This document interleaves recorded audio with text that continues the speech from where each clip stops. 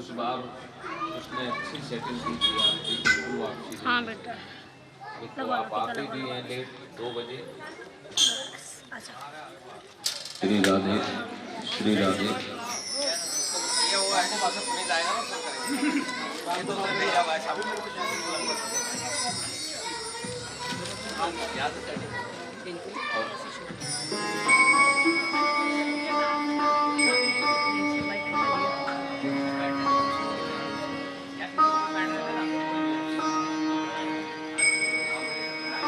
बोली श्री हनुमान जी महाराज की। श्री हनुमान जी महाराज की।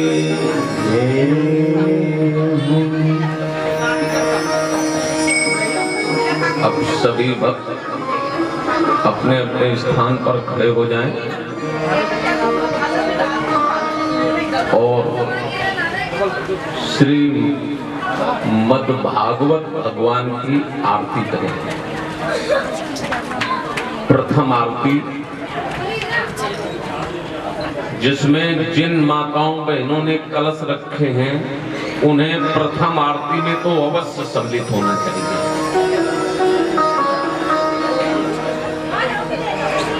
आरती आप लोग अपने अपने घर से बना के लाया करें। एक आरती में समय कम पड़ जाता है, लोग ज्यादा हो जाते हैं, तो अगर अपनी आरती लेकर आए तो प्रेम से आप लोग आरती करेंगे। आज नहीं, बेटे आगे से नहीं आना। अब सभी लोग प्रेम से आरती करें। आरती पापियों को पाप से है तारती।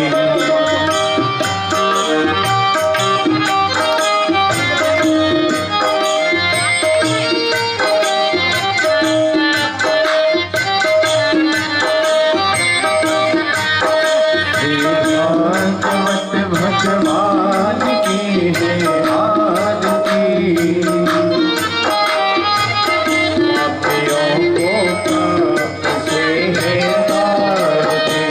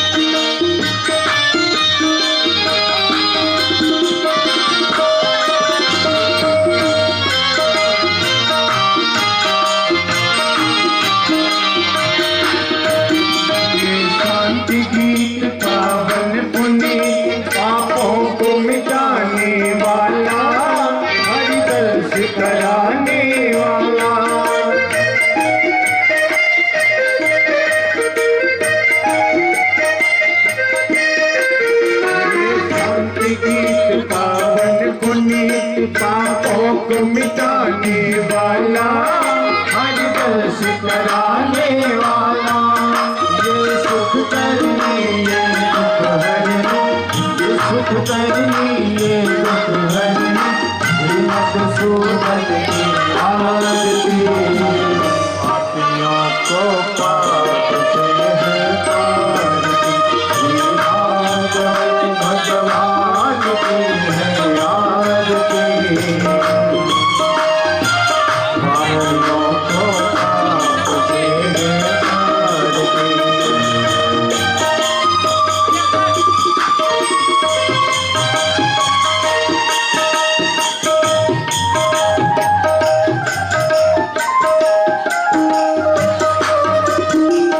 मधुर बोल सतगंध को सन्मार्ग बताने वाला, बिजली को बनाने वाला,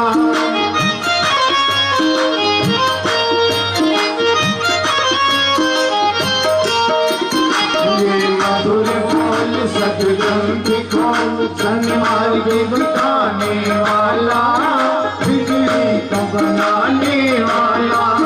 श्री राम यही घन श्याम है, श्री राम यही घन श्याम है, प्रभु के महिमा की आरती। पापियों को पाप से है तारती, श्री भागवत भगवान की है आरती। पापियों को पाप से है तारती।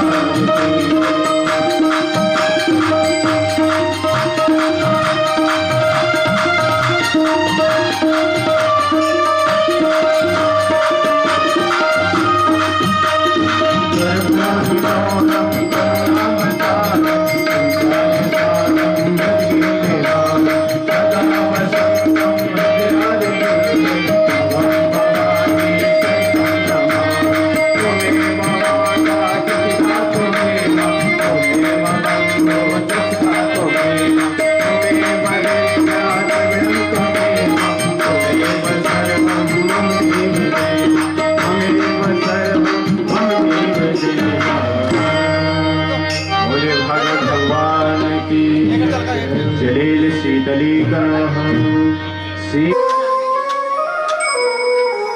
हे मुसैलावदेहं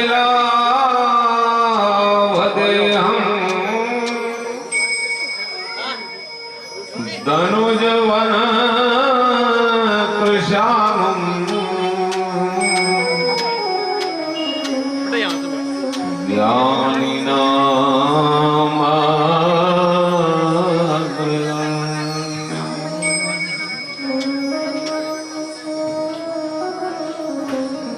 सकल गुण निधानम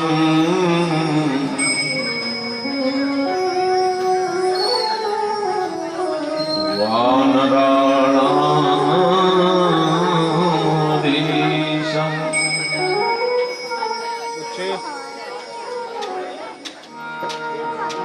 रघुवर प्रिय भक्तम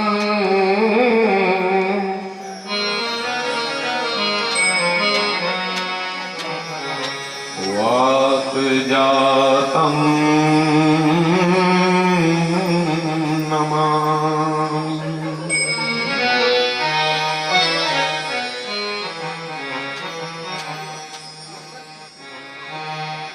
तेरी सत्ता के बिना हे प्रभु मंगलम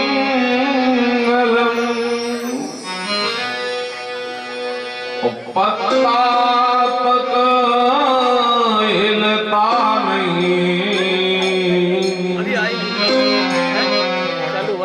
हिले नहीं कहूँ नारायणं नमस्कृत्यं नरं चैव नरोत्तमं देवीं सरस्वतीं व्यासं। ये नहीं लगा होगा ना। सबको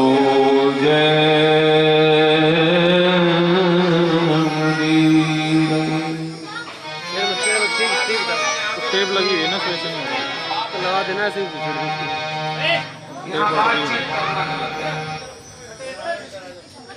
चल तू लगा देना उसमें कनेक्शन तो चले जाएगा। टेप पड़ रही है ना, चल पे आता अंदर फंसी पड़ी है उसकी। बच्चे हैं हरे राम राम राम हरे हरे, हरे कृष्ण अब पूछना कृष्ण कृष्ण हरे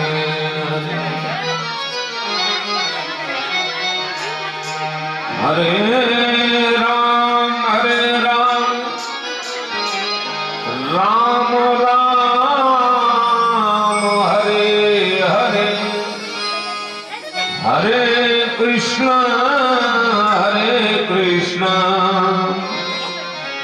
कृष्ण कृष्ण हरे हरे।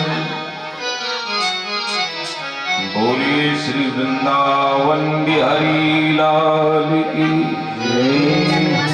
बोलिए सियापति रामचंद्र भगवान की जय।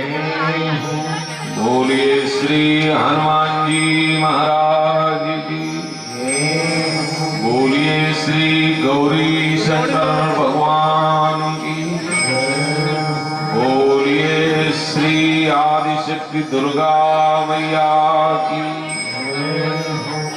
बोलिए श्री चित्रकूट धाम की जय। श्री कांतानाथ भगवान की जय। बोलिए श्री वृंदावन धाम की जय।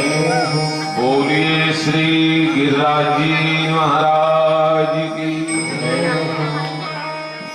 बोलिए श्री प्राचीन शिव मंदिर दरबार की जय। बोलिए सद्गुरुदेव भगवान की जय। जय श्री राधे श्याम।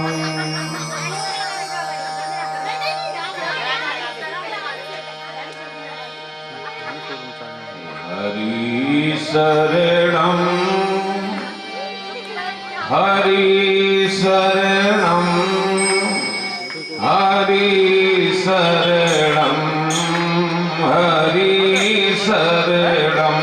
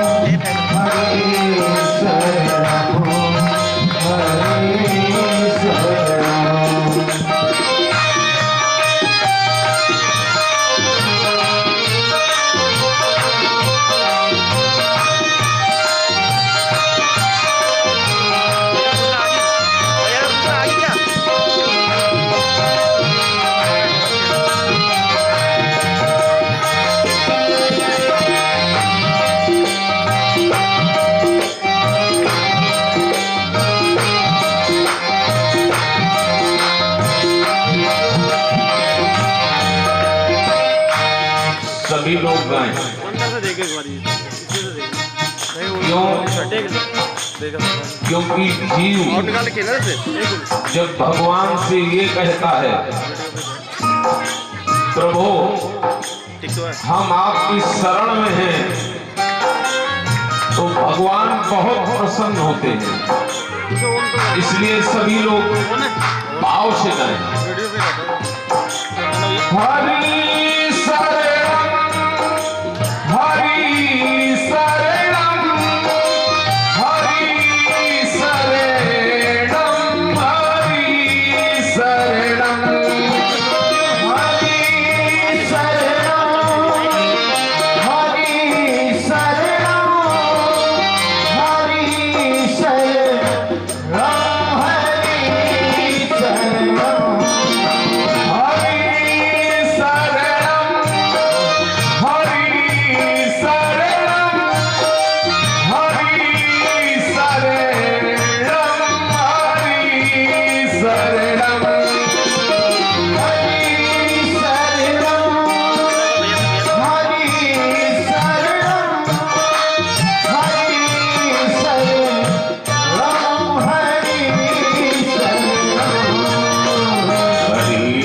शरणं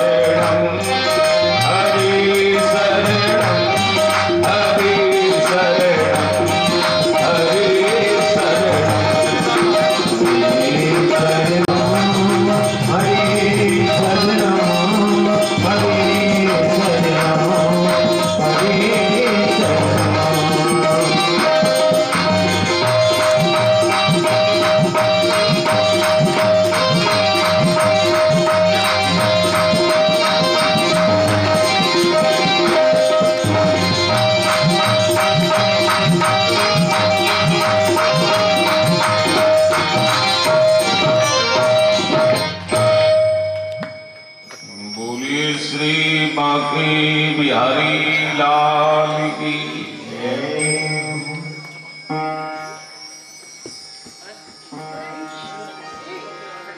हरि शरण हरि शरण।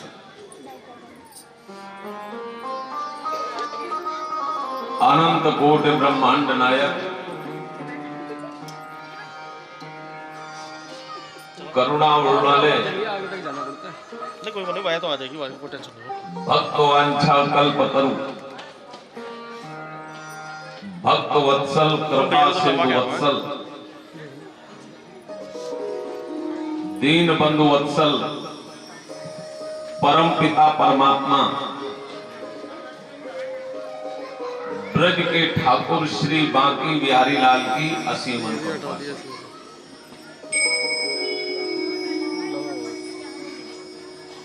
श्री हनुमान जी की 50वीं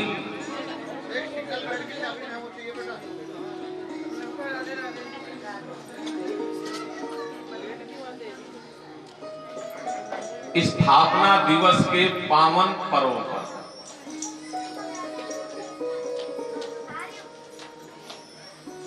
प्राचीन शिव मंदिर दरबार चिश्ती चमन गली नंबर 2 के इस पवित्र धरा पर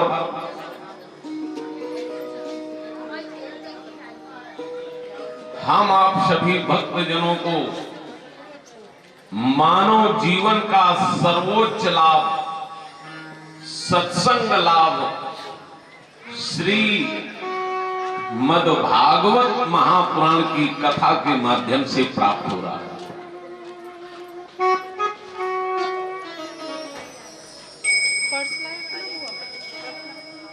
इस कथा के प्रमुख रूप से आयोजक एवं संयोजक संचालक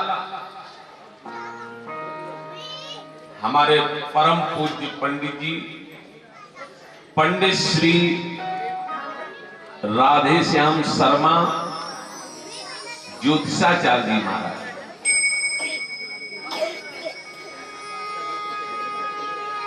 एवं प्राचीन शिव मंदिर चिश्ती चमन के इस समिति के समस्त कार्यकर्ता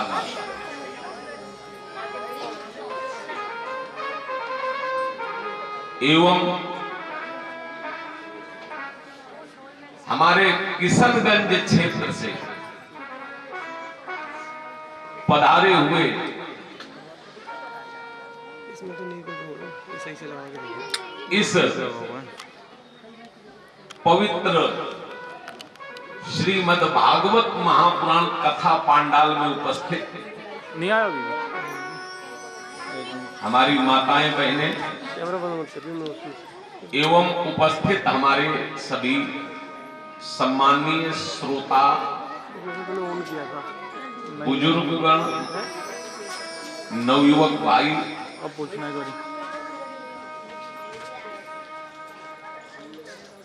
एवं प्रिय बच्चे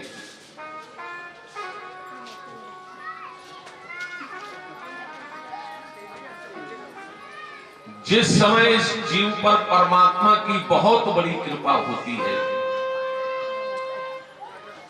तब कहीं इस जीव को सत्संग करने का सौभाग्य प्राप्त होता है।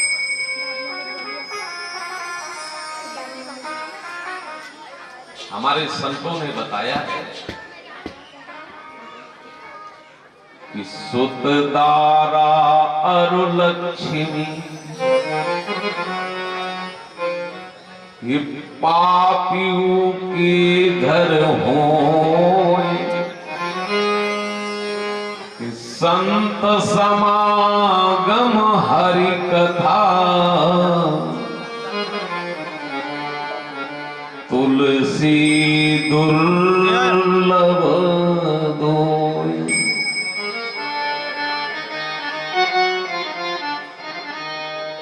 दो चीजें दुर्लभ बताई गई। पहली चीज संतों का समागम,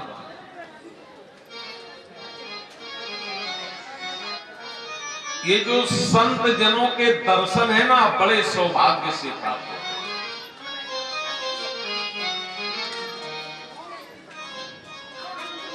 सुंदरकांड में श्री विभीषण जी महाराज कहते हैं ना,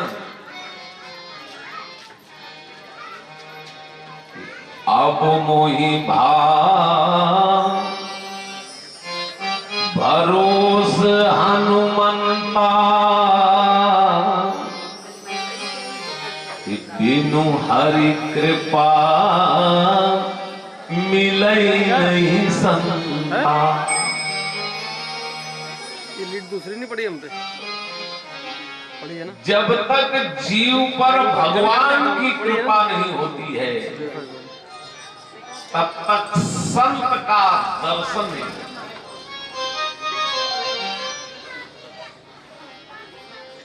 ये हनुमान जी महाराज की बड़ी आप लोगों पर कृपा है।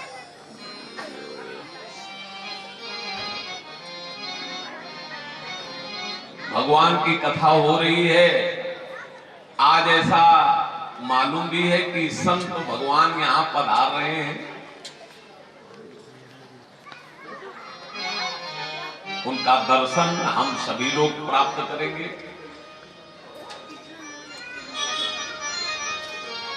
और भगवान की कथा, संत समागम हरि कथा तुलसी दुर्लभ। भगवान की कथा भी दुर्लभ है।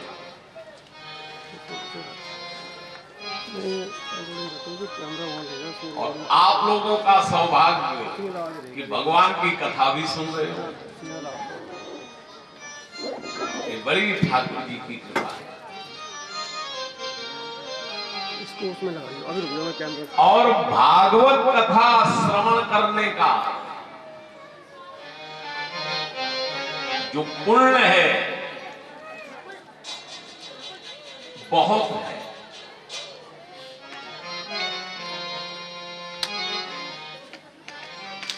सर्वाण तीर्थंति बसंति अच्युतो द्वार कथा प्रसंगा। कैमरे उधर ले जाएंगे। जहां भागवत की कथा होती है वहां सारे तीर्थ चलकर आ जाते हैं, सारे तीर्थ। सर्वाणि तीर्थंत बसंती, वहां बसते हैं तीर्थाकर। दूसरी लोग तो आप जो पुण्य आपको भारत के समस्त तीर्थों को करने से प्राप्त होगा, वो पुण्य आपको यहाँ पर वहीं ले चलता हूँ, आने से प्राप्त हो जाएगा। ले चलूं फिर वहीं। सारे तीर्थों के जो है ना, ये सिर पर बैठी है, पता नहीं कब गला दबा दे, कोई ठिकाना नहीं। और जो भागवत कथा, सॉरी, अमृत रस का प्रेम पूर्वक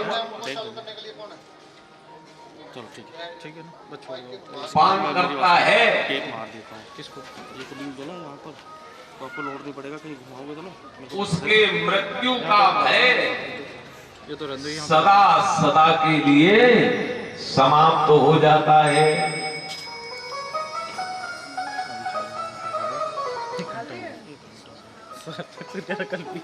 मृत्यु के भय से जीव को छुटकारा मिल जाता है।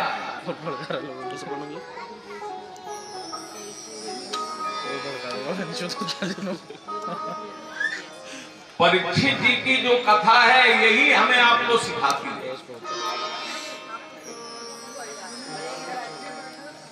परीक्षित जी का शासन काल आया, परीक्षित जी अपने राज्य में भ्रमण करने के लिए निकले।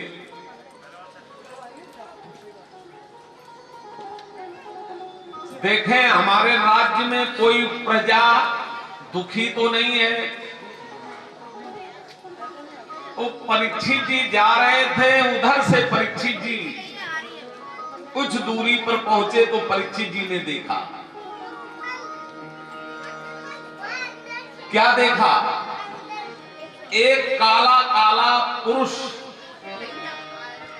एक गाय और बैल को पीट रहा है।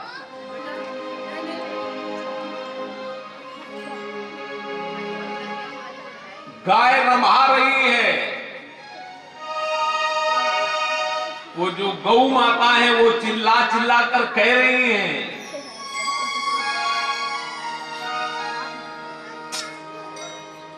कि मैं कहाँ रहूं इस दुनिया में जहाँ धर्म भी बेचे जाते हैं, धर्म भी बेचे जाते हैं, जहाँ धर्म भी बेचे जाते हैं। तपोधैर्य धर्म और उपासना सद्भाव भी बेचे जाते हैं। धर्म और उपासना सद्भाव भी बेचे जाते हैं।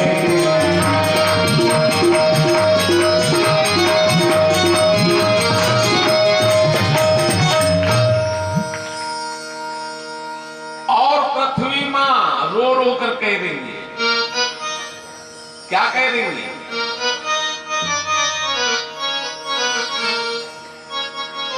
कि जहां उच्च मात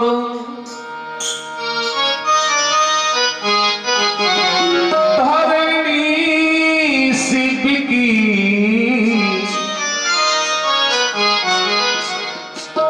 बिक गया गगन सारख वाला।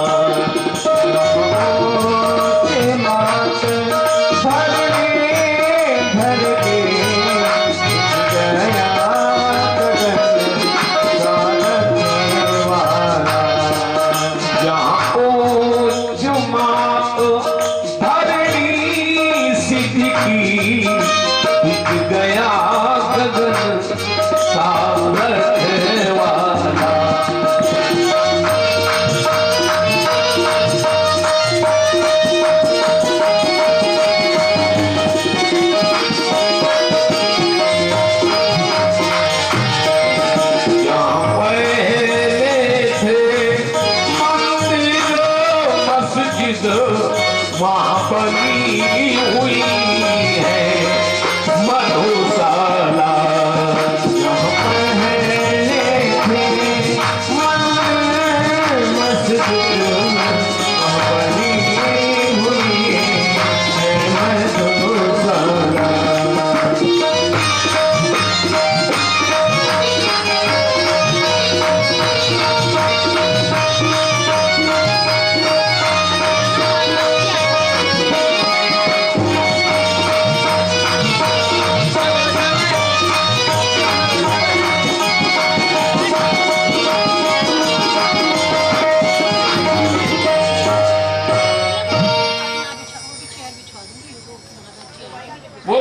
माता रो रही हैं।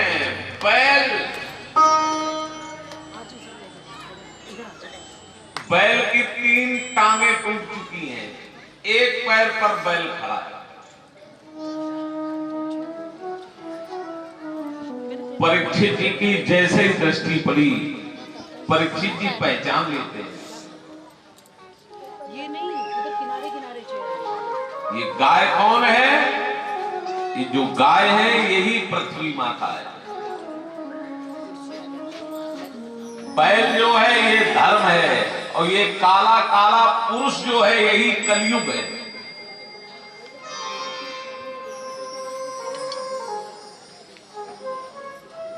परीक्षित जी ने उस काले काले पुरुष को ललकारा, ए काले काले पुरुष, सावधान हो जा, तूने गाय पर हाथ उठाया है, तुझे जीवित नहीं छोड़ेंगे।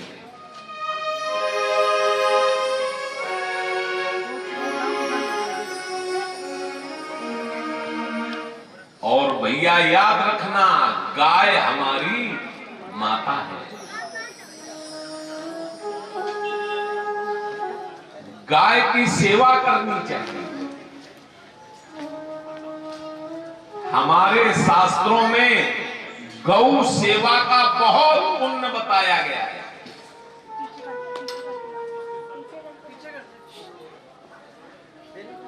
जैसे ही परीक्षित जी ने उस काले काले पुरुष को ललकारा, वो पुरुष दौड़ा और परीक्षित जी के चरणों में गिर पड़ा।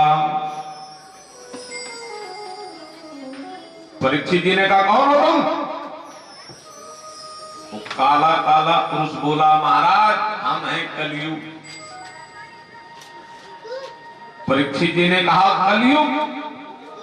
तुम नहीं रह सकते मेरे राज्य में, निकल जाओ मेरे राज्य से। तो कलयुग ने कहा, महाराज जाएं तो जाएं कहां? जहां से सूर्योदय होता है और जहां तक सूर्यास्त होता है वहां तक आपका राज्य है।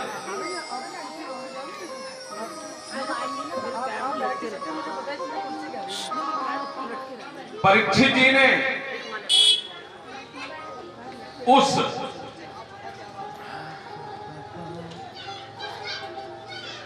काले पुरुष से पूछा, कौन हो तुम? बोला, महाराज हम हैं कलयुग, और मेरा भी समय आ गया है।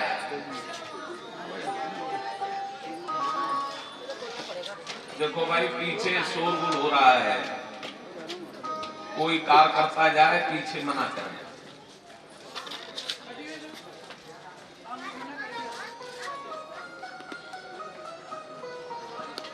बोली वृंदावन बिहारी लाल की।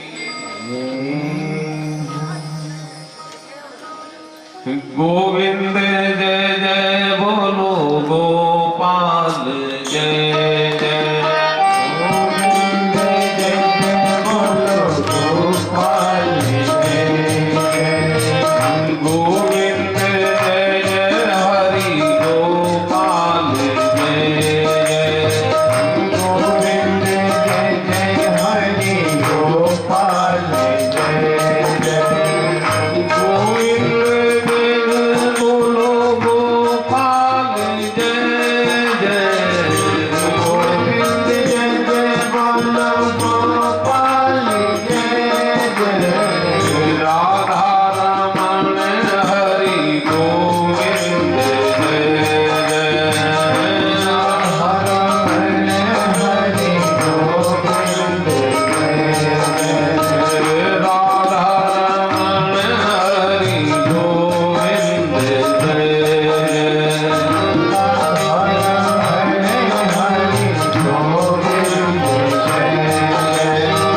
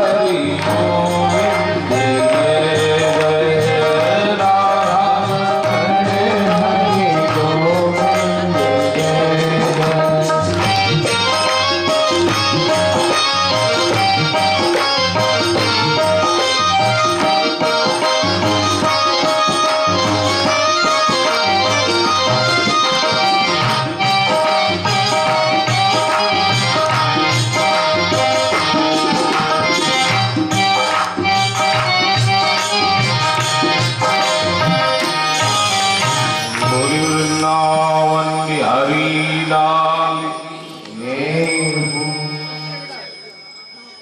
तो उस काले काले पुरुष ने कहा कि महाराज मेरा भी समय है और आप ऐसा करें कि हमें रहने के लिए कुछ स्थान बता दें जहां पर हम अपनी गुजर बसर करें।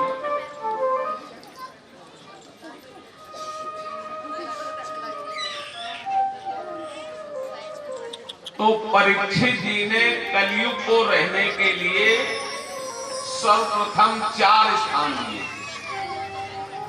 और एक स्थान बाद में दिया।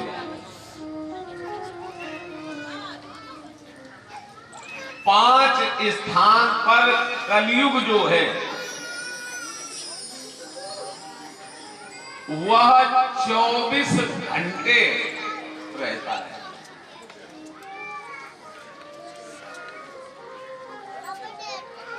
और एक बात आप लोग ध्यान से सुन लें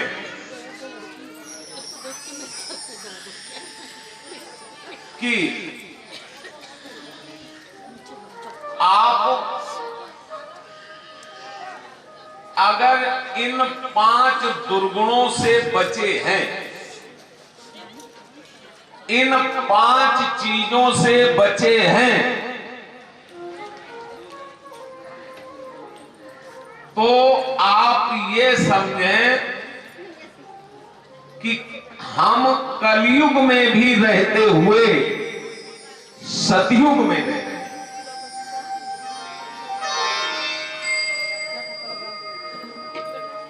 इन 5 जगह कलयुग 24 घंटे रहता है। कहां? व्यास जी महाराज श्रीमद् भागवत महापुराण में लिखते हैं, अभ्यर्थी तस्तदा तस्मै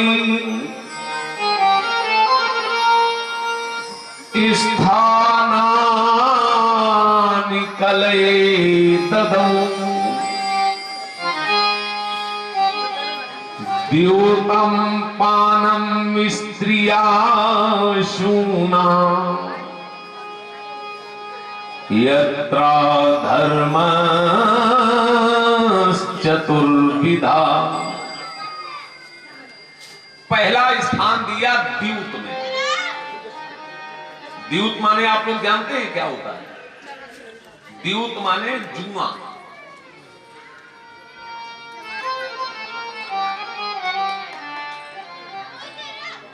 और शहरों में इसे बोला जाता है सट्टा। अब हम तो जानते नहीं है सट्टा वट्टा क्या होता है, कैसे लगाया जाता है, लेकिन नाम तो मालूम सुनी रखा है। तो ध्यान से सुन लीजिए, जिसके घर में जुए का धन आता है या जिसके घर में सट्टे का धन आता है, उस घर में कभी सुख शांति नहीं रह सकती, क्योंकि वहां पर कलयुग का वास है। कलयुग वहां कपट के रूप में रहता है।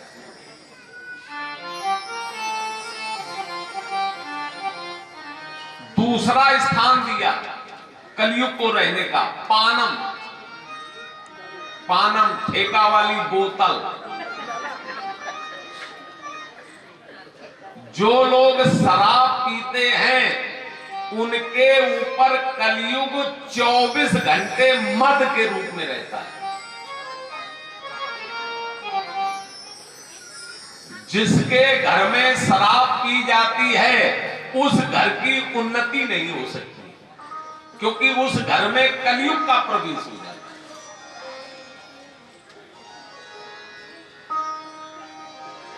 इसलिए ये बात आप लोग ध्यान से सुन लें कि कभी भी शराब नहीं पीनी चाहिए। और एक जगह हम कथा कह रहे थे, एक सज्जन बैठे थे शराबी, उन्हें बड़ा बुरा लगा। वो खड़े हुए बोले महाराज, हमने कहा क्या? बोले महाराज शराब पीने में फायदा। मैंने कहा ये तो हम पहली बार सुन रहे हैं, फायदा क्या फायदा? बोले पहला फायदा कि शराबी को कुत्ते नहीं काटते। हमने कहा क्या मतलब? बोले महाराज वो शराब पी के नाली के किनारे गिर पड़ते हैं तो कुत्ते आते हैं तो सोचते हैं ये हमारे बिरादरी का है तो मुंह चाट के चले जाते हैं। हमने कहा बड़ा अच्छा फायदा। बोले दूसरा फायदा ये है कि शराबी के घर में चोरी नहीं होती। हमने कहा क्या मतलब? बोले उसके पी पी के सारे फेफड़े गल जाते हैं तो रात भर खांसता है, चोर डर की वजह से आते हैं। अच्छा तीसरा फायदा? बोले हाँ महाराज। हमने कहा तीसरा फायदा कौन सा? बोले शराबी को बुढ़ापे का दुख नहीं देखना पड़ता। हमने कहा क्या मतलब? बोले उन्हें बुढ़ापा आता ही नहीं है।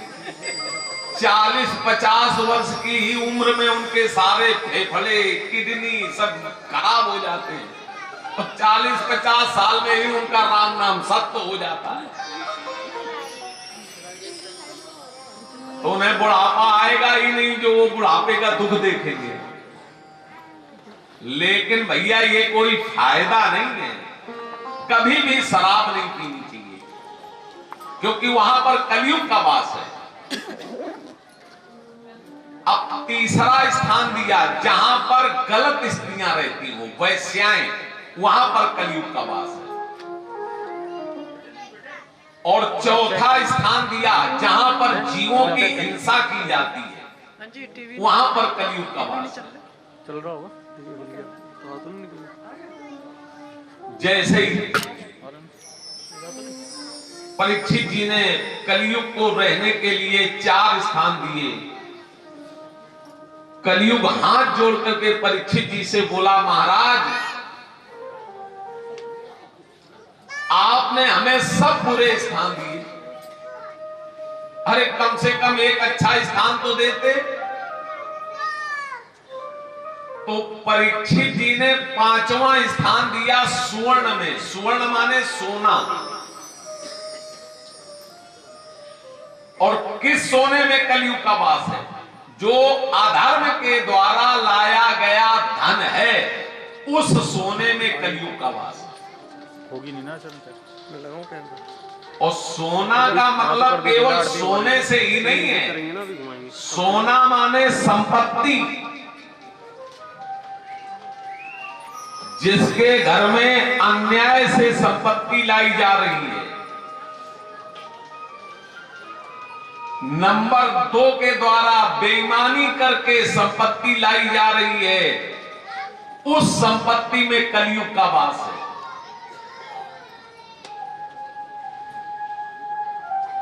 इसलिए भैया कभी भी बेईमानी करके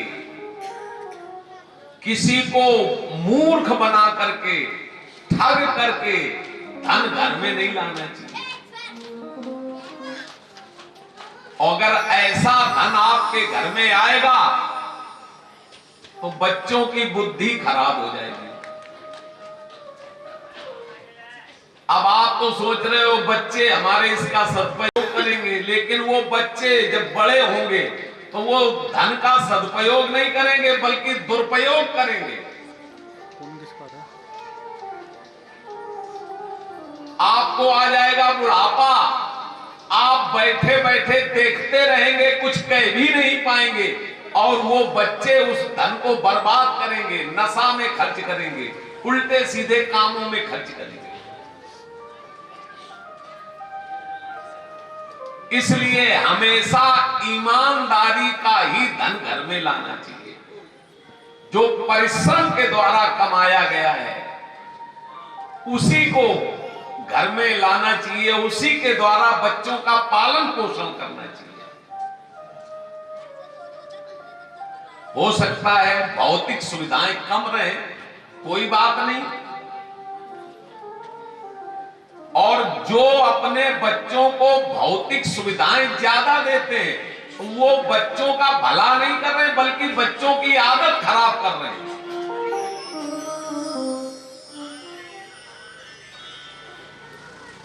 हम तो एक बात कहते हैं, ज्यादा सुख के चक्कर में न पड़ो।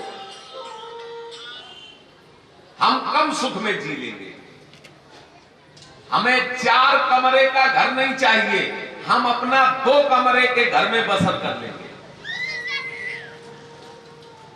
हमें 4 व्हीलर नहीं चाहिए, हम मोटरसाइकिल से चल लेंगे, मेट्रो से, बस से चल लेंगे।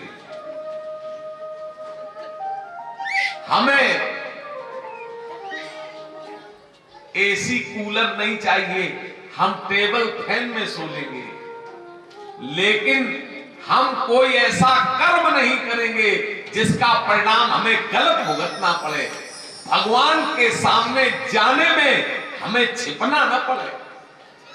भगवान के सामने जब हम जाएं तो मुस्कुराते हुए पहुंचे। हमें ऐसे कर्म करना है।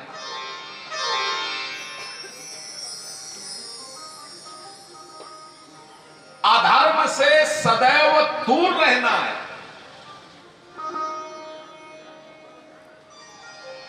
पाप से सदैव बचना है।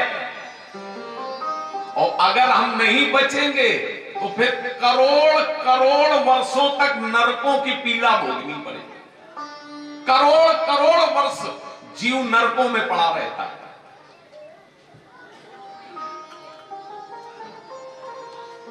हमें मनुष्य जीवन मिला है। ये जो मानव जीवन है ये अनमोल है, बड़े भाग्य से मिला है।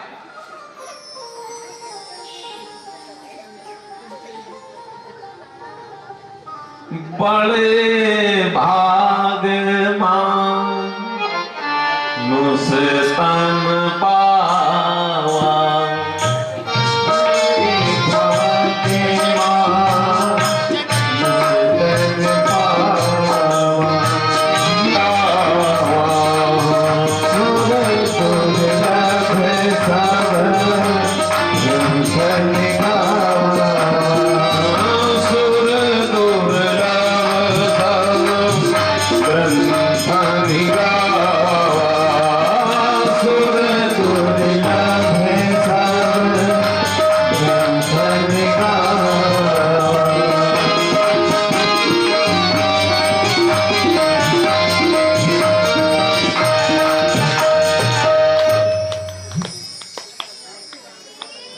इसलिए भैया अगर आप इन 5 दुर्गुणों से बचे हुए हैं तो कलयुग में रहते हुए भी आप सतयुग में जी रहे हैं, ऐसा समझना चाहिए। आप परीक्षित जी जो मुकुट पहने थे, वह मुकुट भीमसेन जरासंध का वध करके लाए थे। कलयुग को मौका मिल गया, कलयुग दौड़ा और परीक्षित जी के सिर पर बैठ गया। और कलयुग ने परीक्षित जी की बुद्धि बिगाड़ दी। आज परीक्षित जी धनुष बाण लेकर के जंगल जाते हैं और जंगल में शिकार करते हैं। एकदा धनुरुदं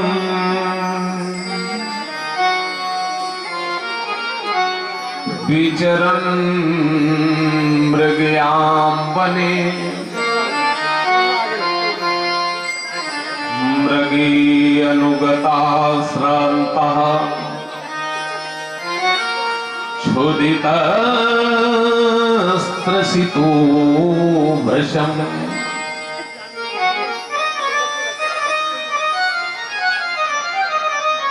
परीक्षित जी ने जंगल में जाकर के निर्दोष जीवों की हत्या की।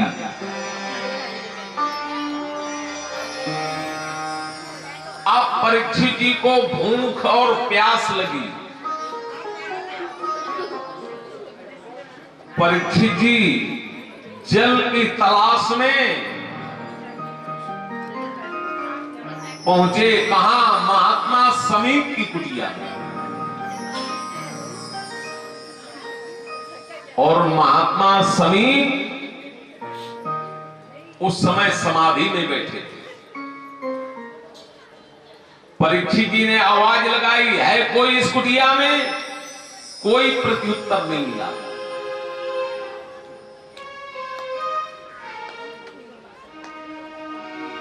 परीक्षित जी कुटिया के अंदर गए तो महात्मा समीक समाधि में बैठे थे।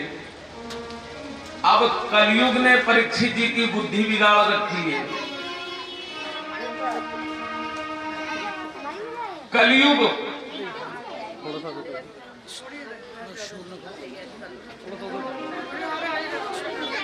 कैमरा वैमरा हिल जाएगा बेटे, उधर होगा बस। चल शोर न करो।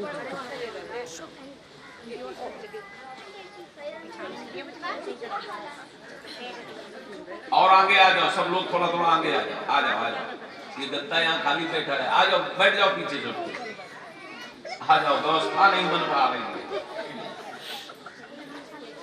3:30 बज गया, 3:30 बजे तक व्यवस्था ही नहीं हो पा रही है। बैठ जाओ, ये जगह खाली न रखो, नहीं तो फिर यहाँ कोई लगेगा किसी के बीच में गद्दा पड़ गया। आगे आ जाओ और बैठ जाओ, ऐसे बैठ जाओ, फैल के बैठो। बोलो बांके बिहारी लाल की जय जय श्री राधे श्याम। अब कलयुग ने परीक्षित जी की बुद्धि बिगाड़ रखी है। परीक्षित जी ने विचार किया, हमें लगता है इस महात्मा ने हमें देखकर आंखें बंद करनी कि ये राजा हैं, हमें इनका स्वागत करना पड़ेगा। तो हम परीक्षा लेंगे, अगर ये महात्मा वास्तव में समाधि में है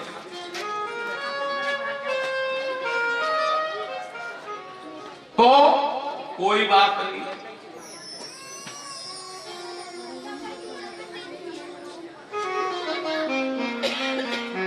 जाना पीछे। और अगर ये महात्मा स्वांग रच रहा है भजन का, समाधि का, तो हम इसे सजा देंगे। तो परीक्षित जी ने इधर उधर देखा, एक मरा हुआ तक्षक खड़ा था। परीक्षित जी ने उस तक्षक को अपने बाण के नोक के द्वारा उठाया और महात्मा समीप के गले में डाला कि अगर ये ढोंग रच रहे होंगे तो भी उठकर बैठ जाएंगे, यूं यूं करने लगेंगे।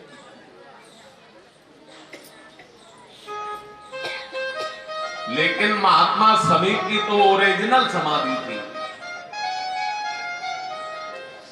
महात्मा समीप को कुछ नहीं हुआ। परीक्षित जी ने विचार किया, नहीं नहीं, महात्मा की समाधि है। और परीक्षित जी अपने घोड़े पर बैठे और राजभवन की ओर चल दिए। इधर समीप महात्मा का पुत्र श्रृंगी कौशिकी नदी के किनारे खेल रहे थे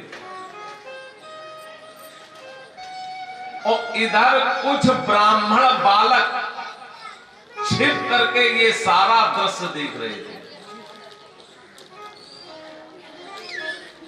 उसी समय उन ब्राह्मण बालकों ने श्रृंगी को ये पूरी बात बताई, ऐसे ऐसे राजा परीक्षित ने आपके पिता का अपमान किया है। जैसे ही श्रृंगी ने इतना सुना, श्रृंगी की आंखें क्रोध में लाल हो गईं और श्रृंगी कौशिकी नदी के जल के अंदर प्रविष्ट हो गए और हाथ में जल ले लिया और जल लेकर के कहा, अरे राजा, कल के तेरे पुरखे संतों की, ब्राह्मणों की चरण धूलि अपने मस्तक पर चढ़ाते थे और उसी कुल में तूने जन्म लिया जो संतों का और ब्राह्मणों का अपमान कर रहा है। तो जा, मैं तुझे श्राप देता हूं कि जिस मरे हुए तक्षक को तूने मेरे पिता के गले में डाला है, यही तक्षक आज के 7वें दिन जीवित हो जाएगा और तुम्हें डस लेगा, तेरी मृत्यु हो जाएगी। और श्रृंगी श्राप देने के बाद दौड़ते हुए अपने पिता शमीक महात्मा के पास आए, बड़ी जोर जोर से रोने लगे। उसी समय शमीक महात्मा की समाधि खुल गई। सबसे पहले गले से वो सर्प निकाल कर फेंका, फिर पूछा, बेटा क्यों रो रहे हो? श्रृंगी ने रो रो कर पूरी बात बता दी। पिताजी, ऐसे ऐसे राजा परीक्षित ने आपका अपमान किया है और हमने उनको श्राप दे दिया है। जैसे श्रृंगी ने इतना कहा, शमीक महात्मा ने विचार किया महाराज जी को सामने से कोई कि राजा परीक्षित तो बड़े धार्मिक राजा हैं, ऐसा पाप क्यों करेंगे? शमीक महात्मा ध्यान में गए, सारा दृश्य देख लिया और विचार किया इसमें राजा परीक्षित का कोई दोष नहीं, उनके सिर पर कलयुग बैठा। आंखें खोली और आंखें खोलने के बाद अपने पुत्र श्रृंगी को समझाते हैं, बेटा ये तुमने बहुत गलत किया जो राजा परीक्षित को श्राप दे दिया, क्योंकि बेटा परीक्षित ही एक ऐसे राजा हैं जो धार्मिक राजा है। अब परीक्षित के बाद हमारे देश में जितने भी राजा होंगे सब धर्म निरपेक्ष होंगे।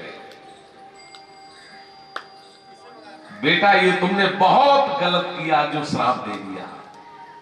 शमीक महात्मा अपने पुत्र श्रृंगी को समझाते हैं, क्या कहते हैं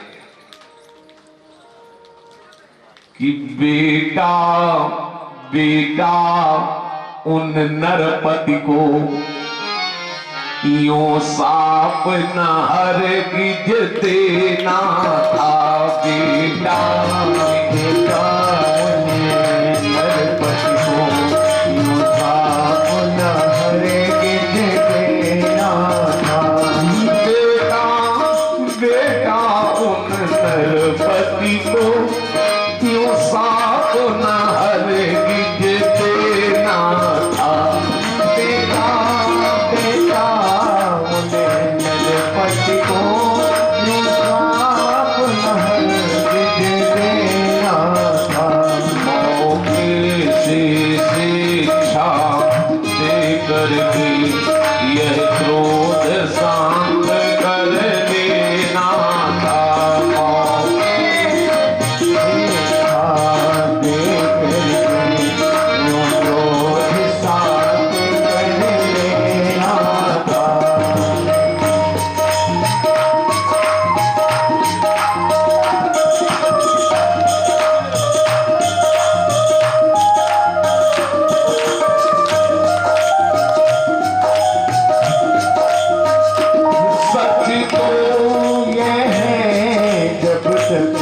जग में राज परीक्षित जीते हैं। सच तो यह है जब तक जग में राज परीक्षित जीते हैं, तब तलक से बचे दोनों एक साथ का पानी पीते हैं।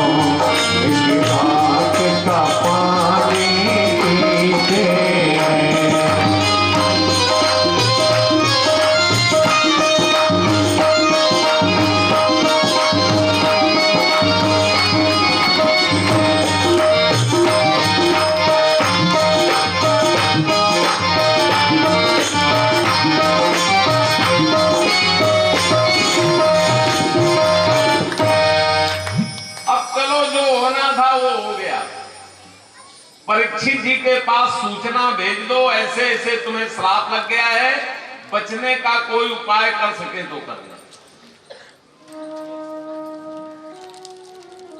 ब्राह्मण कुमार परीक्षित जी को सूचना देने जाते हैं और इधर राजा परीक्षित अपने राजभवन में पहुंचे और परीक्षित जी ने अपने सिर से मुकुट निकाला।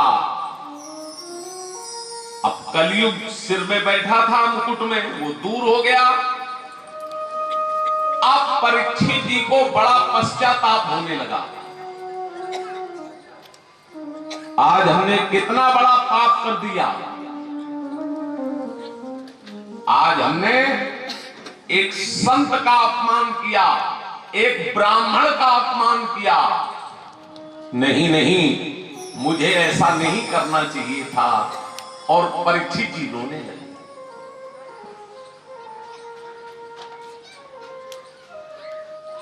देखिए, राजा परीक्षित ने असली संत को नकली संत समझ लिया। तो आज के 7वें दिन मरने का श्राप लग गया कि नहीं? और श्री रामचरितमानस में कथा है कि राजा प्रतापभान ने नकली संत को असली संत समझ लिया, तो राजा प्रतापभान को कुल समेत मरना पड़ा। तो संत असली है कि नकली है, ये जानने के लिए समय देना पड़ता है। हाँ, बाबा तुलसीदास जी श्री रामचरितमानस में लिखते हैं कि तुलसी देख सुवेश मोहई मूढ़ न चतुर नर। सुवेश को देख करके मूर्ख मोहित होते हैं, चतुर नर नहीं। चतुर नर जो होते हैं, जो चतुर लोग होते हैं, वो पहले संत को जानेंगे, समझेंगे, फिर मानेंगे। जल्दी जल्दी वो ना तो किसी की निंदा करते हैं और ना जल्दी जल्दी स्तुति करते हैं। किसी संत की जल्दी जल्दी निंदा भी नहीं करनी चाहिए। ये नहीं, महात्मा को देखा तो आजकल लोग निंदा करने पे तुले रहते हैं, बोले बाबा तो सब बदमाश हो। ऐसा नहीं कहना चाहिए, इससे आपको पाप लगेगा। सब साधु बदमाश नहीं होते हैं। हाँ, याद रखना, जिस दिन हमारे इस धराधाम पर संत नहीं होंगे, उस दिन ये पृथ्वी रसातल को चली जाएगी। 3 सजावट देश को सती, संत और सूर, और 3 लजावत देश को कायर, उल्टा और क्रूर।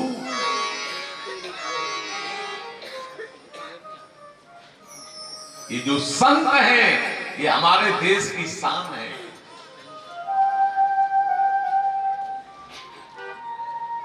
जल्दी जल्दी ना तो निंदा करो और ना जल्दी जल्दी विश्वास करो। पहले जानो, समझो, तब मानो।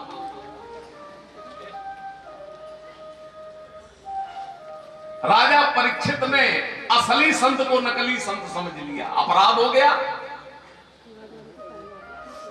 परीक्षित जी को जब ये पता चला आज के 7वें दिन मुझे मरना है,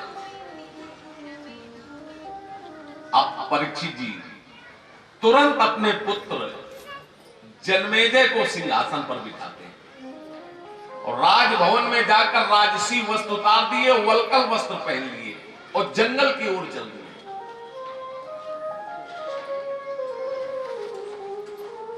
और एक बात ध्यान से सुनिए, परीक्षित जी को भय नहीं है, दुख नहीं है कि ब्राह्मण बालक ने मुझे श्राप दे दिया। परीक्षित जी मन में विचार करते हैं, उस ब्राह्मण बालक ने श्राप नहीं, मुझे तो वरदान दिया।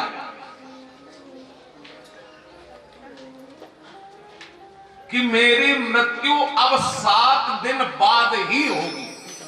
ब्राह्मण बालक अगर चाहता तो ये भी कह देता तुरंत मरना पड़े तो हमें तुरंत मरना पड़ता।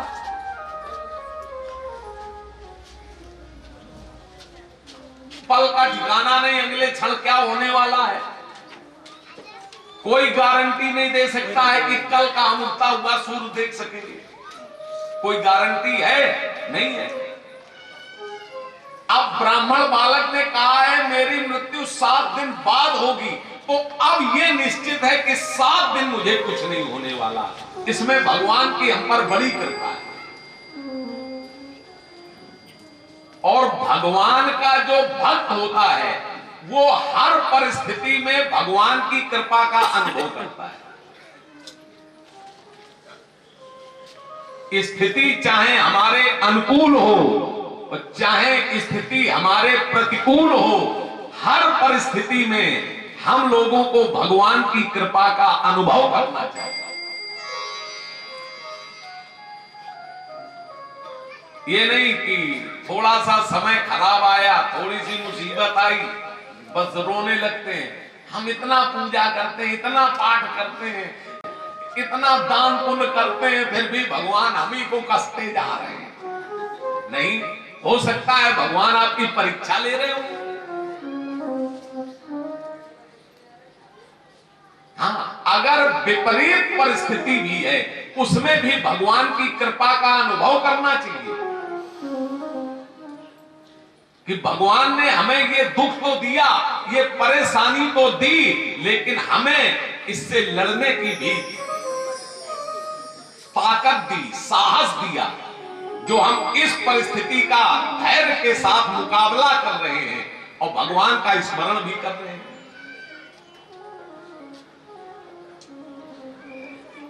हाँ, भगवान को कोसना नहीं चाहिए। भगवान किसी को दुख नहीं देते हैं।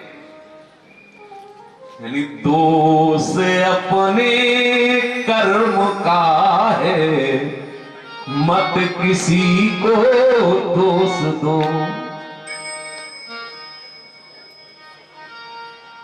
हम कर्म खराब करते हैं और फल चाहते हैं हमें अच्छा मिले, जबकि ऐसा होने वाला नहीं है।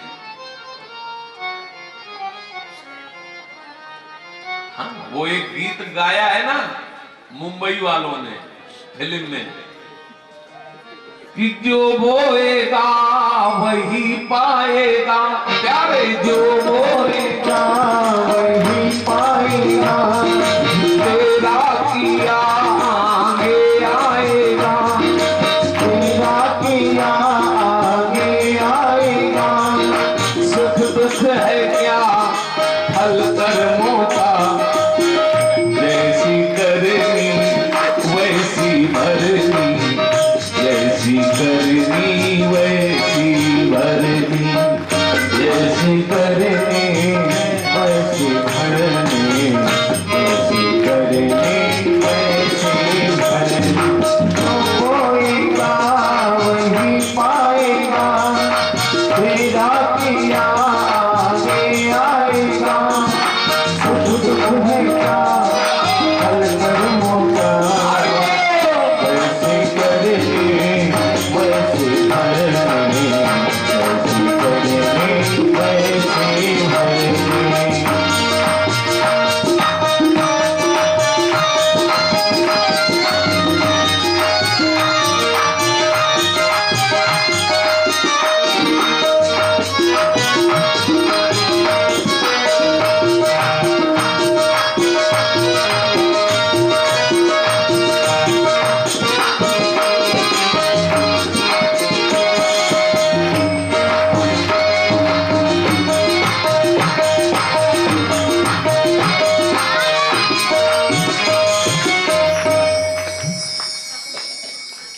जैसी करनी वैसी।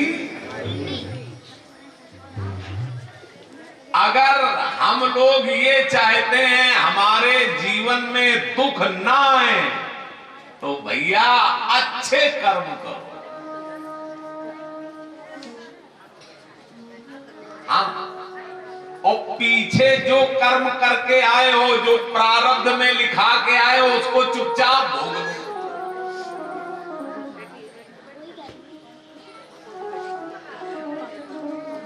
हाँ, इसीलिए हमारे संत एक बात कहते हैं, ये बात हमें बहुत अच्छी लगती है।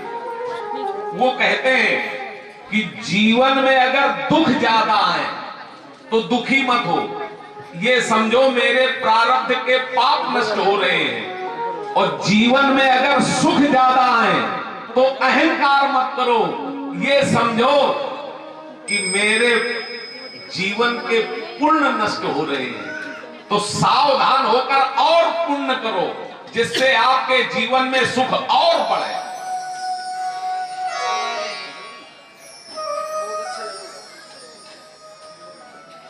अगर दुख ज्यादा आ रहे हैं तो दुखी मत हो, ये समझो मेरे प्रारब्ध के पाप नष्ट हो रहे हैं।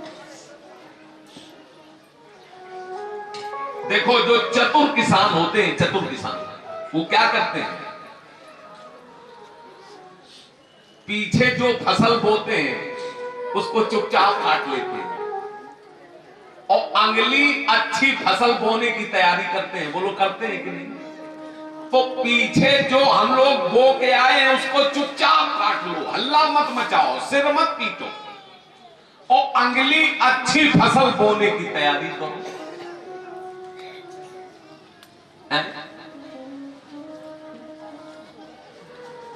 कभी भी परेशान नहीं होना चाहिए। हर परिस्थिति में भगवान की कृपा का अनुभव करना चाहिए।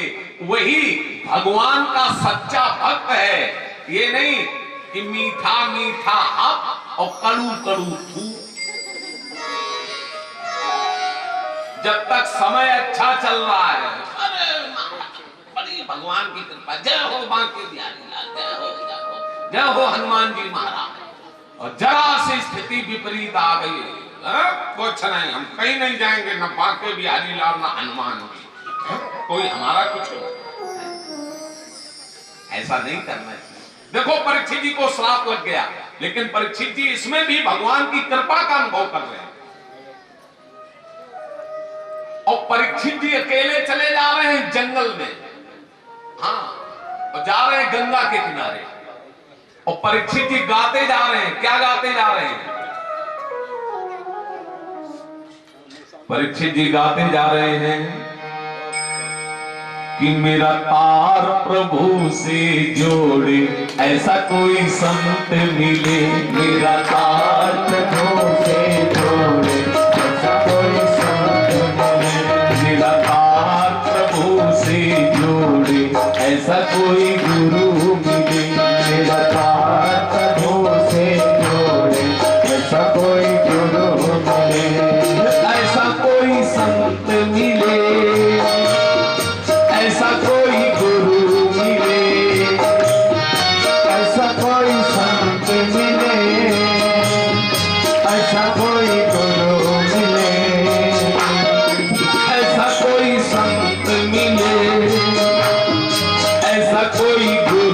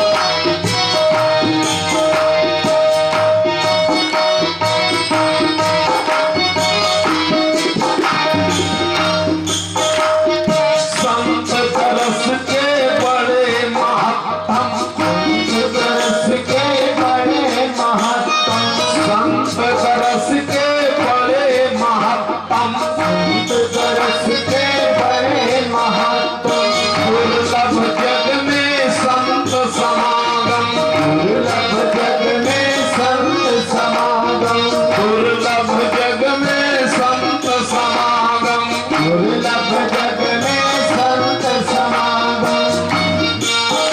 मेरे मन के भ्रम को तोड़े ऐसा कोई संत मिले।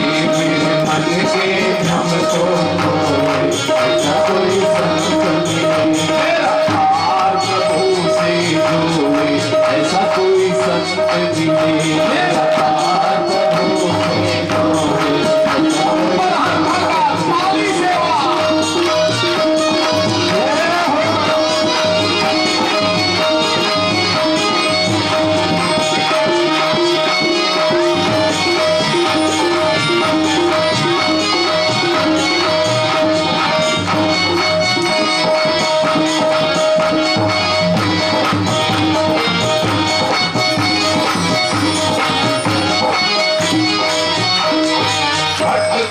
भटकत पथ नहीं मिलता। भटकत पथ नहीं मिलता। भटकत पथ नहीं मिलता। भटकत पथ नहीं मिलता। मन मेरे रोके नहीं रुकता। मेरे रोके नहीं रुकता। ये जो मन है ये रुकता नहीं है। कैसे? ये मन बड़ा चंचल है, कैसे तेरा भजन करूं। ये मन बड़ा चंचल है, कैसे तेरा भजन करूं। ये मन बड़ा चंचल है, कैसे तेरा भजन करूं। ये मन बड़ा चंचल है, कैसे तेरा भजन करूं।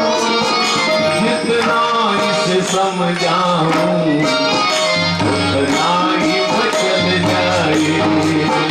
जितना इसे समझाऊं उतना ही बचल जाए। जितना इसे समझाऊं उतना ही बचल जाए। जितना इसे समझाऊं उतना ही बचल जाए। मन मेरे रोके नहीं रुकता। मेरे रोके नहीं रुकता। भटकत पथ नहीं मिलता। भटकत पथ नहीं मिलता। मन मेरे रोके नहीं रुकता। मेरे रोके नहीं रुकता। मेरे मन के रोके बोले ऐसा कोई संत मिले। मेरे मन के रोके बोले ऐसा कोई संत मिले। मेरे मन के रोके बोले ऐसा कोई गुरु मिले। मेरे मन के रोके बोले ऐसा कोई गुरु मिले। ऐसा कोई संत मिले। ऐसा कोई गुरु मिले। ऐसा कोई संत मिले। ऐसा कोई गुरु मिले। मेरा हार प्रभु से जोड़े ऐसा कोई संत मिले। मेरा हार प्रभु से जोड़े कोई संत मिले।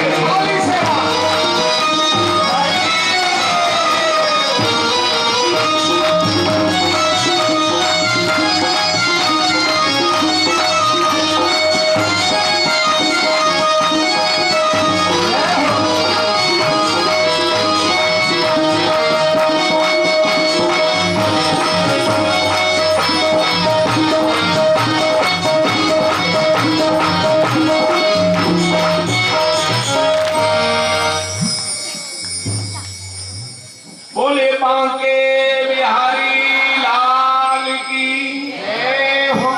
जय जय श्री राधे श्याम। बैठ जाओ अभी तो बैठ जाओ, जब आएंगे तो बैठ जाओ। हमें तो ये समझे में नहीं आता है कि हम दिल्ली किशनगंज चिश्ती चमन में कथा कर रहे हैं। हमें तो ऐसा लग रहा है जैसे हम श्री धाम वृंदावन में कथा कर रहे हैं।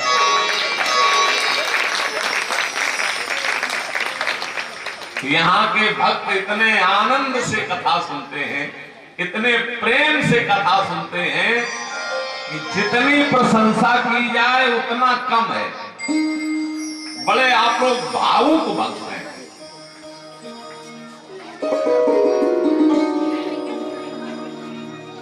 अब परीक्षित जी पहुंचे कहां? गंगा के किनारे।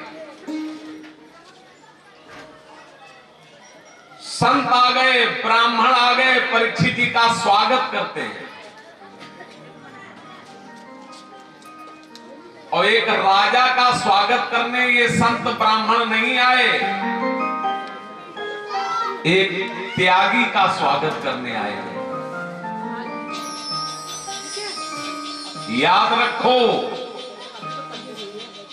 अगर आप भी जीवन में त्याग करोगे तो आपका भी समाज में सम्मान होगा।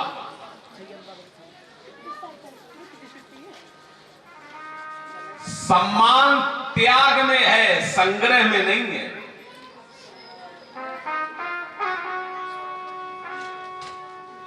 अब परीक्षित जी ने सभी संतों को दंडवत प्रणाम किया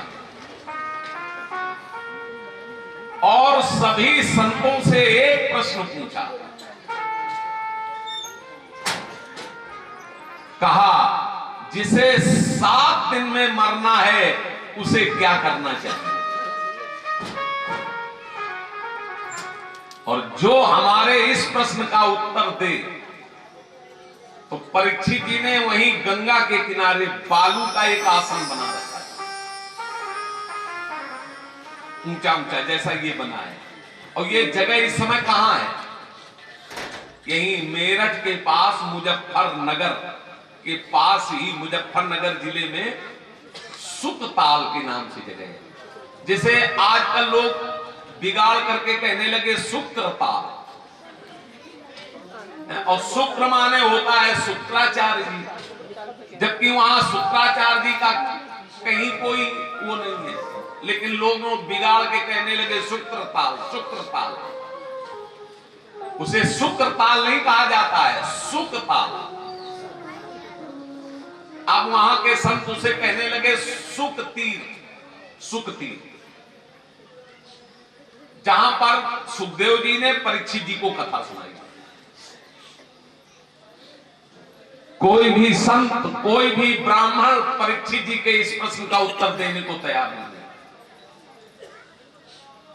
अब परीक्षित जी घबराए और परीक्षित जी ने भगवान का ध्यान किया।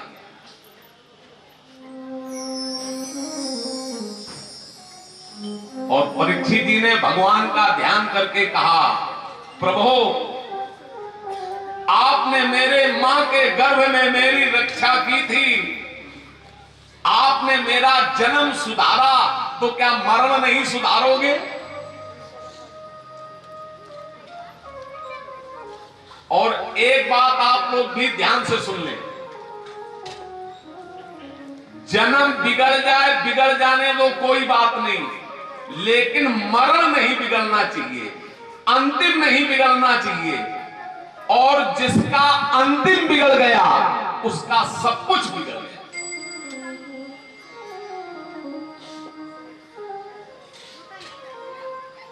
अंतिम नहीं बिगड़ना चाहिए। कबीरदास जी ने लिखा है ना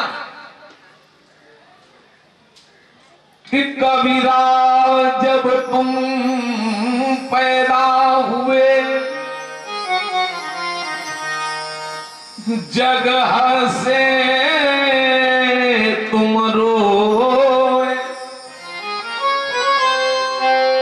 और अब ऐसी करनी कर चलो,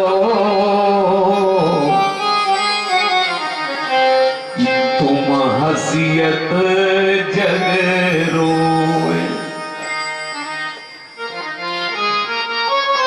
कबीरदास जी कहते हैं कि जब जीव का जन्म होता है, मां के गर्भ से जीव बाहर आता है, तो जीव रोता है और संसार के लोग प्रसन्न होते हैं, हंसते हैं। घर में ढोलक बजाई जाती है, लोग गीत गाते हैं, नृत्य करते हैं, और जन्म के समय जीव रोता है, संसार के लोग हंसते हैं। और कबीरदास जी कहते हैं, अब ऐसी करनी कर चलो कि तुम हसीयत जग रोए। अब ऐसे कर्म करने हैं कि तुम हंसते हुए जाओ। जन्म के समय रोए कोई बात नहीं, रो लीजिए, लेकिन अंतिम समय में रोना पड़े। तुम अंतिम समय हंसते हुए जाओ और तुम्हारे जाने के बाद ये जगत रोए कि आज समाज से एक भला आदमी चला गया, आज हमारे समाज से एक धार्मिक व्यक्ति चला गया। ये न कहे मरने के बाद लोग कि अच्छा रहा, मर गया, हमारा मोहल्ला पाक हो गया। बहुत चुगली करता था, इधर की उधर, उधर की इधर, इधर की उधर, एक दूसरे से झगड़ा कराने में लगा रहता था। अच्छा रहा, मर के चला गया, ये न लोग कहें। इसलिए भैया अंतिम नहीं बिगड़ने देना चाहिए, क्योंकि जिसका अंतिम बिगड़ गया उसका सब कुछ बिगड़ गया। और ये भागवत कथा जो है ये अंतिम संभालती है। ये भागवत कथा अंतिम बनाती है। जो प्रेम पूर्वक 7 दिन ईमानदारी से भागवत कथा सुन लेता है उसका अंतिम सुधर जाता है। इसलिए मेरे भक्तों, आलस न करो, ये समय मिला है। श्री हनुमान जी महाराज ने समय दिया है आप लोगों को। आप लोग ज्यादा से ज्यादा संख्या में और समय पर उपस्थित हुआ करें। हाँ, अब ये नहीं कि कथा शुरू होती है 2 बजे और आप लोग घर से निकलते हैं 3:30 बजे, 4 बजे, चलो कथा सुना। तो फिर भाई ये ईमानदारी नहीं हुई भगवान की कथा के प्रति। ईमानदारी तो ये है कि 2 बजे कथा प्रारंभ हो, आप यहां 1:30 बजे आ जाओ। भाई आपकी ट्रेन प्रातः की मान लो 3 बजे की है। अब आप 3 बजे की ट्रेन पकड़ने जाते हैं तो कितने बजे पहुंच जाते हैं स्टेशन पर? 2:30 बजे पहुंच जाते हैं। कहीं ऐसा ना हो ट्रेन चली जाए और कथा 2 बजे शुरू हो और आप कथा सुनने के लिए आए 3:30 बजे, तो बताओ ये ईमानदारी हुई कथा के प्रति?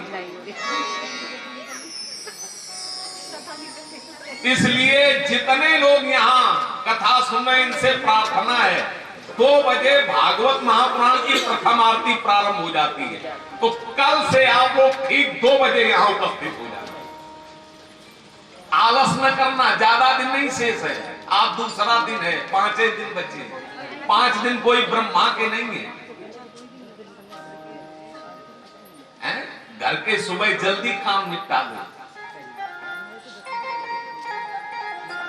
प्रातः जल्दी जग जाया करो। थोड़ी सर्दी भगवान के लिए थोड़ा कष्ट सह लो, यही तपस्या है। हाँ भाई, तप क्या है? तप किसे कहते हैं? हम अपने शरीर को कष्ट दें, हम अपनी इंद्रियों को कष्ट दें, यही तप है। अब प्रातः सर्दी होती है, हाँ, तो मन कहता है प्रातः न जगो और रजाई में लेटे रहो, 8-9 बजे जगेंगे। नहीं, जब आपका मन ये कहे तुरंत कहो नहीं। चिश्ती चमन हनुमान मंदिर में कथा हो रही है, हमें 1:30 बजे वहां पहुंचना है, हम तो निश्चित रूप से अपना आसन 5 बजे छोड़ देंगे और 1:30 बजे हम बिल्कुल वहां दरबार में पहुंच जाएंगे। और बस अपने घर के सारे काम निपटाओ और बस समय से यहां आ जाओ, भगवान प्रसन्न होंगे।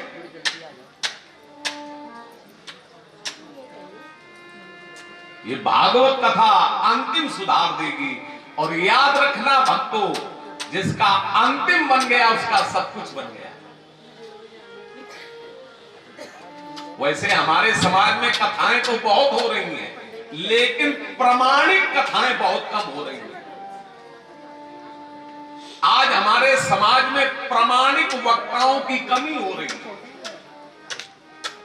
आजकल तो हमारे समाज में जो कथावाचक जितना अच्छा गाना गा ले, भजन गा ले, जितना श्रोताओं को नृत्य करा दे, उतना ही वो अच्छा कथावाचक माना जाता है। लेकिन ऐसा नहीं है। कथा में जो कथावाचक हमारे मन को भगवान की ओर मोड़ दे, कथा सुनने के बाद मेरे मन में ऐसा आए कि मुझे भजन करना चाहिए, वही कथा प्रमाणिक है और वही कथा का असर हुआ समझो।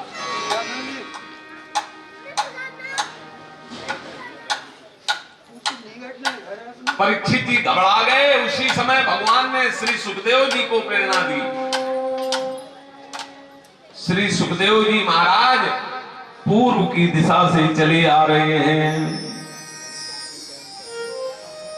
कैसे चले आ रहे हैं? सुखदेव जी के स्वरूप का वर्णन है। निगूढ़ जत्रुम प्रतितुंग वक्षस मावर्तनाभिं वलिवलिउदरं च दिगंबरं वक्रविकीर्णकेशं प्रलम्ब बाहुं श्वमरोत्तमाभम्।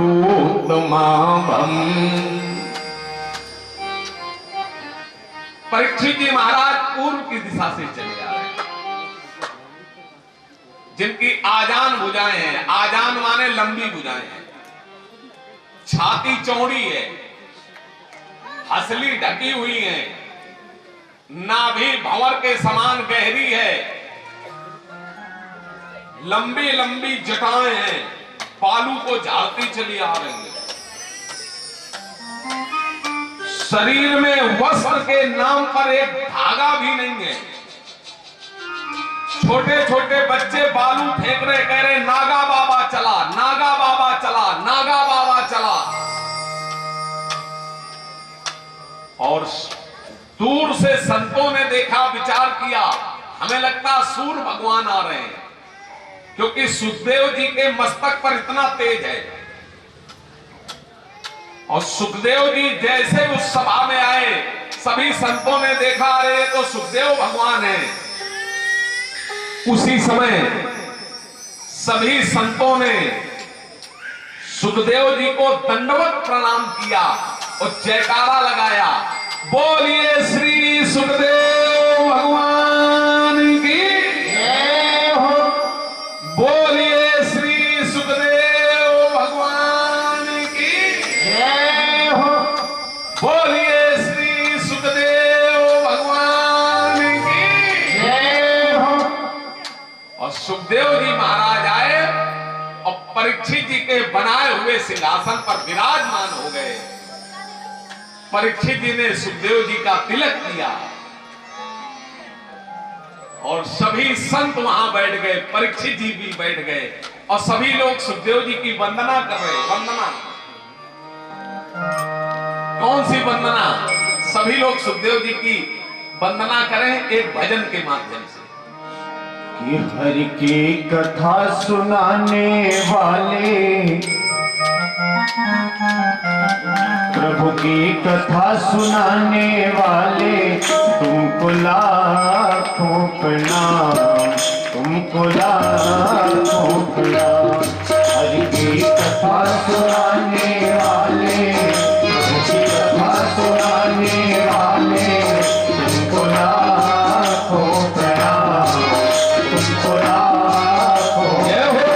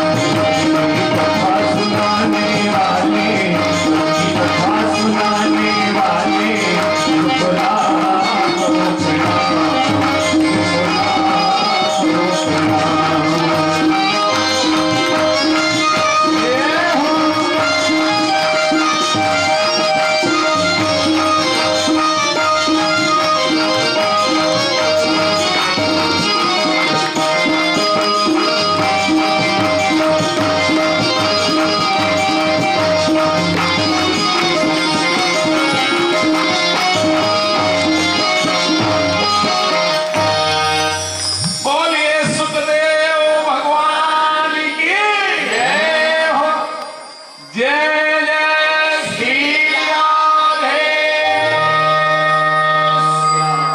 बहुत सुंदर, वाह, आनंद आ गया। अब परीक्षित जी ने सुखदेव जी से 2 प्रश्न किए। पुरुषस्य यत् कार्यम म्रियमाणस् सर्वथा। पहला प्रश्न किया है, जिसे 7 दिन में मरना है उसे क्या करना चाहिए। और दूसरा प्रश्न किया है, जन्म और मरण के दुख से छुटकारा कैसे। और ये परीक्षित जी के ही प्रश्न नहीं है, हमारे आपके सभी के प्रश्न हैं। जितने लोग यहाँ बैठे हो सभी 7 दिन में ही मरोगे। कुछ लोग सोच रहे होंगे अच्छा महाराज आया जो 7 दिन में मारने की बात कह रहा है, लेकिन ये सच्चाई है। कैसे दिन ही 7 होते हैं देख लीजिए, रविवार, सोमवार, मंगलवार, बुधवार, गुरुवार, शुक्रवार, शनिवार, फिर आ गया रविवार। 8वां दिन तो होता नहीं है, 7 ही दिन होते ना। और 7 दिन में सभी को मरना है। कोई रविवार को मरेगा, कोई सोमवार को, कोई मंगल को, कोई बुध को। बोलो मरना है कि नहीं। अब परीक्षित जी को 7 दिन में मरना था, तो परीक्षित जी घर द्वार छोड़ करके गंगा किनारे पहुंच गए, सुख था। और जब हमें आपको भी 7 दिन में ही मरना है, तो वह मेरे किशनगंज के भक्तों, आप लोग भी अपना घर द्वार छोड़ो और आ जाओ प्राचीन शिव मंदिर दरबार में और भागवत कथा सुनो। हाँ, कल्याण हो जाएगा। और परीक्षित जी ने दूसरा प्रश्न किया, जन्म और मरण के दुख से छुटकारा कैसे मिले। तो ये भी हमारा आपका प्रश्न है। रामचरितमानस में बाबा तुलसीदास जी लिखते हैं कि जन्मत मरत दुसह दुख होई। जन्म लेने में और मरने में दुसह दुख होता है। और एक बार हम अध्ययन कर रहे थे तो हमने अपनी आंखों से पढ़ा, लिखा था जन्म लेने में मरने में कितना दुख होता है। 1 करोड़ बिच्छुएं एक साथ डंक मार दें, जितनी पीड़ा 1 करोड़ बिच्छुओं के काटने से होती है, उतनी ही पीड़ा जन्म लेने में और मरने में होती है। अब विचार करो कितनी पीड़ा होती है। और अगर अनुभव करना है तो आज शाम को जाओ, पहले एक बिच्छू से कटवाना, हाँ, फिर उसमें 1 करोड़ का गुणा करना, पता चल जाएगा कितनी पीड़ा होती है। इसीलिए तो जीव मरना नहीं चाहता। हाँ, और एक बात बताएं, जो भगवान का भक्त होता है, जो भजनानंदी होता है, उसे ये पीड़ा नहीं होती है। उसके प्राण शरीर से कैसे निकलते हैं। लिखा है शास्त्रों में कि सुमन माल जिम कंठ दे गिरत न जानई नाग। जैसे हाथी के गले से माला गिर जाए और हाथी जान नहीं पाता, वैसे ही जो भजनानंदी व्यक्ति होता है उसके प्राण निकल जाते, वो समझ नहीं पाता। आइए पंडित जी विराजमान हो जाते। देखो भाई, हमारे आपके बीच में हमारे सभी के जाने पहचाने हमारे श्री ज्योतिषाचार्य जी महाराज, जिनके संचालन में अध्यक्षता में ये कार्यक्रम हो रहा है, पंडित श्री राधे श्याम शर्मा जी पधारे हुए हैं। और आप सभी भक्तों से निवेदन है कि एक बार जोरदार ताली बजाकर पंडित जी का स्वागत करें। भाई इन्हीं का श्रम है जो ये कथा हो रही है। इतना अच्छा महोत्सव हो रहा है, वैसे सहयोग आप सब लोग कर रहे हैं। हाँ, सारा सब लोग दे रहे हैं, लेकिन गोवर्धन पर्वत तो इन्होंने ही उठाया है। अब ये है कि हमारे भक्त थोड़ा थोड़ा सहारा दे देंगे तो इन्हें हाँ वजन नहीं महसूस होगा, लेकिन हमारे पंडित जी ने बड़ा ही ये साहसिक कार्य किया है, जो इस छोटी सी गली में इतना बड़ा आयोजन संभव है। हाँ, हम तो कथा के बाद जब देखते हैं ये प्रांगण तो हमें ये लगता है कि ये वो गली ही नहीं है। देखो गली का नक्शा बदल दिया, कि समझ में आ रही कि गली है। हाँ, ये तो ये लग रहा है कि साक्षात हमारे श्री ठाकुर बांके बिहारी लाल का दरबार है। ये हमारे पंडित जी का श्रम है, इनकी निष्ठा है भगवान के चरणों में। तो हमारे पंडित जी पधारे हैं, हम पंडित जी को अपनी ओर से, अपने भक्तों की ओर से दंडवत प्रणाम करते हैं और अपने पंडित जी का हृदय से अभिनंदन प्रकट करते हैं। बोलो सच्चे दरबार।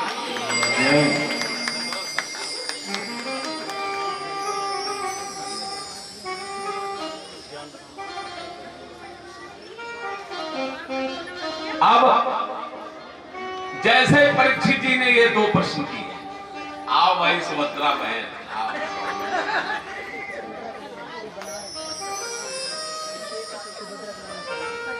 ये सुभद्रा कॉलोनी से हमारी सुभद्रा बहन पधारी। वैसे इनका सुभद्रा नाम नहीं है, नाम जो भी हो हम इन्हें कहने लगे सुभद्रा बहन। भगवान कृष्ण की बहन थी ना सुभद्रा जी, तो उसी नाते से हम इनको सुभद्रा बहन कहने लगे।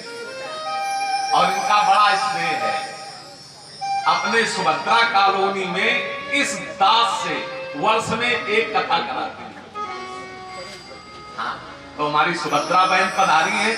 आप लोगों से निवेदन है, ताली बजाकर सुभद्रा बहन का भी स्वागत करें।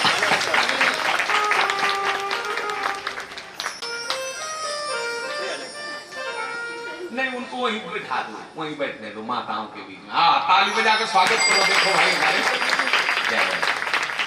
पंडित जी ने, हमारे पंडित जी बहुत सम्मान करते हैं।